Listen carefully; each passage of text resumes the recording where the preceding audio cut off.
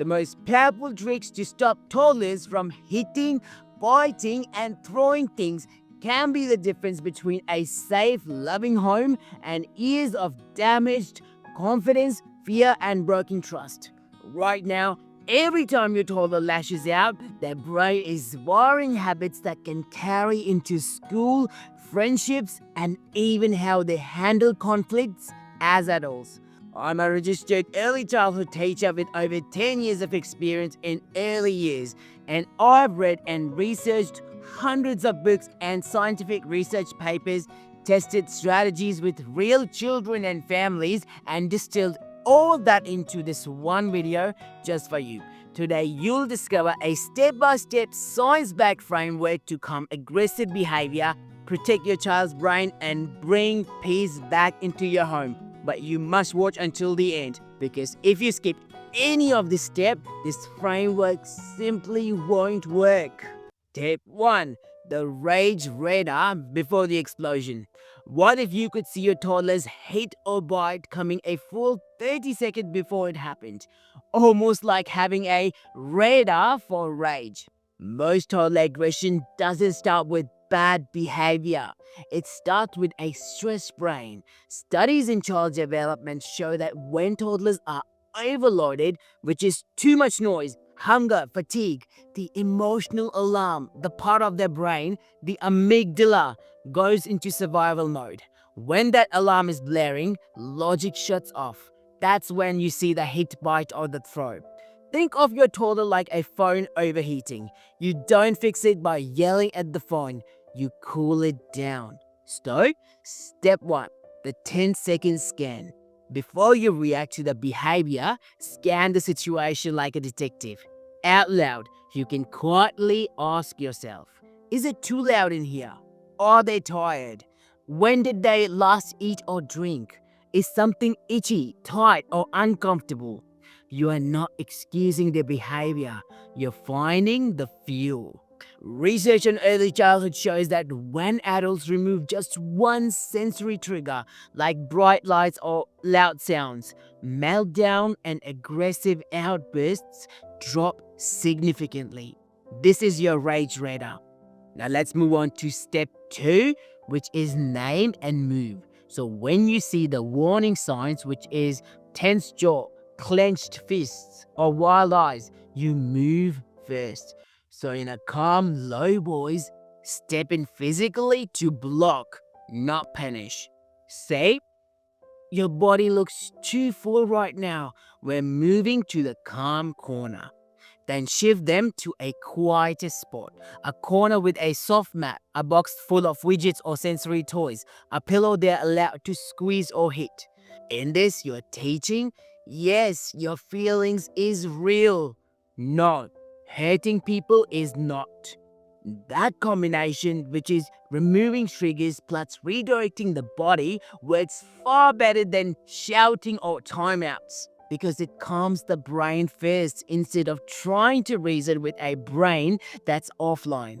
You can either let these moments slowly carve fear into your home, or you can become the calm radar that protects everyone in it.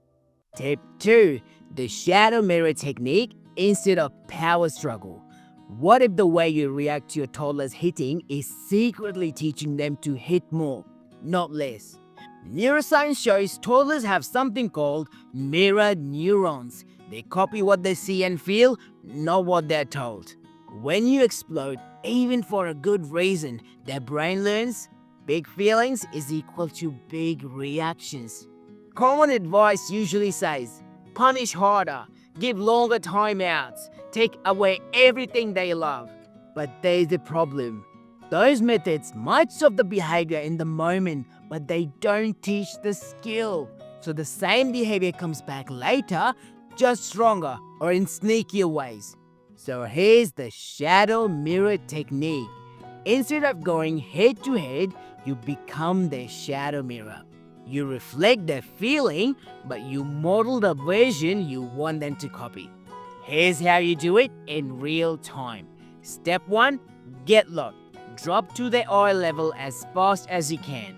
Then step 2, match the energy, then soften.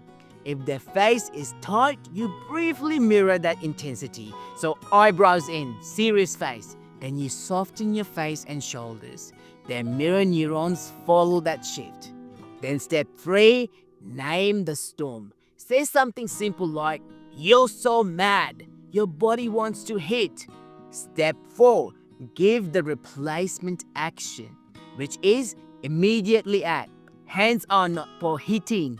Hands are for pushing this pillow, squeezing this ball, stomping on that mat. You are not just saying no, you are showing what to do instead. Brain imaging shows that when children see an adult regulate in front of them, which is big feelings and then calm, parts of their own brain that control self-regulation light up and strengthen over time. It's like a workout for the emotional muscles. Yes, yelling feels satisfying for 3 seconds, but it quietly teaches them that power is loud and scary. The shadow mirror technique teaches that power can be calm and kind, and that's what sticks. If this is already giving you aha moments and real tools you can use today, please tap the like button. I spend hours reading research, designing these frameworks, filming and editing around my full-time work, teaching children and mentoring other teachers. You get all of this completely free. Liking this video is your way of saying, keep going. This helps. Tip 3, the emotional world instead of explosion. Did you know that by around 2 years old, most toddlers can feel anger, fear, and jealousy intensely, but have fewer than 10 words to express those feelings? This mismatch is a recipe for hitting, biting, and throwing. Experts in emotional development compare this stage to having a house full of gas and no safe chimney. The emotion has to go somewhere. Most parents say, use your words, but here's the twist. You can't use words your brain has never stored. It's like asking a phone to open an app that it never installed. So, here's the emotional world framework. You're going to build your toddler a world where big feelings can go safely. Think of it like a tiny emotional bank. So here's the step-by-step method. Number 1, create the world. Take a shoebox or container. Let your child decorate it with stickers or drawings. This becomes the feeling world. And step 2, add simple emotion cards. Draw or paint simple faces. Angry face, sad face, scared face, excited face. Keep the labels simple. Mad, sad, scared, happy. Step 3, practice when calm. Once a day when things are peaceful, open the world and ask, which feeling is in your body today? Help them choose a card and put it in the world. Research shows that naming a feeling, just putting a word to it, reduces the intensity in the emotion centers of the brain. It's like turning down the volume knob. Then step 4, use it during aggression. When they hit, bite or throw, gently block. Say, your body is too full. Let's put that mad in the world. Guide them to grab the mad card and slam the box shut or squeeze a soft toy into it. The action of pushing or slamming is a safe physical outlet. At the same time, the brain is linking the feeling with the word and the safe action. Over time, studies on emotion coaching show that children who learn to label feelings and use simple rituals like this have fewer aggressive outbursts and recover faster after frustration. You can keep fighting the same battle, or you can give your child a safe world so the battle never starts. If your child has a very specific pattern, maybe they always hit at daycare pickup, or bite only you, or throw things only at bedtime, write your exact situations in the comments. Describe the age of your child and when it happens. I'll personally reply within 24 hours with a tailored solution for your situation, completely free. Tip 4, the calm task that starts hours earlier. Here's something most parents never get told. Up to 3/4 of toddler aggression is linked to stress and sleep patterns that builds up hours before the meltdown. Think of your toddler's day like a row of dominoes. If the first few fall badly, which is poor sleep, chaotic mornings, rushed transitions, the last domino is often a hit, a bite, or something flying across the room. Most advice aims at the last domino. Say sorry, go to timeout, take the toy away. But if you only touch the last domino, nothing changes tomorrow. So here's the calm cascade routine. The calm cascade means stacking tiny calming steps throughout the day, especially before sleep, so that aggression never has a chance to charge up fully. Here's a simple version you can start tonight. Step 1, which is predictable pre-sleep window. Aim for same wind down time every evening. Toddlers' brain love patterns, just like Netflix reminding you what episode is next. When they know what's coming, cortisol, which is the stress hormone, stays low. Step 2, the 3-step cascade. Body, breath, bond. First, body. A short, firm hug, a gentle massage, or pressure with a soft cushion. Research on deep pressure shows that it can slow heart rate and bring the nervous system out of flight or fight. Second is breath. A simple smell the flower, blow the candles breath. You inhale together, smell the flower, and then exhale together. Blow out the candles. Then bond. One simple, predictable phrase you say every night, like, "You're safe, your feelings are safe with me."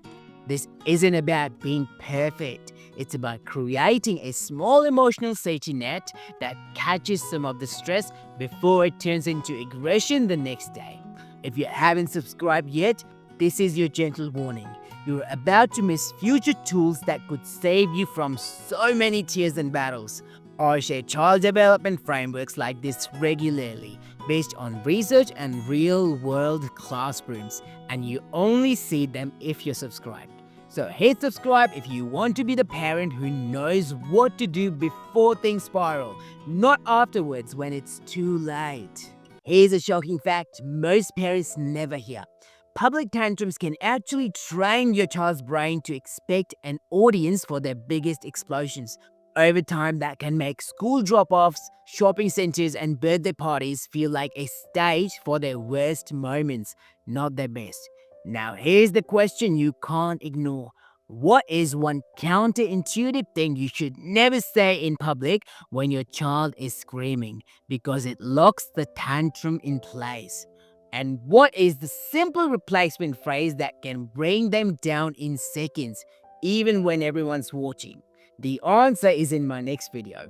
How to stop public tantrums instantly.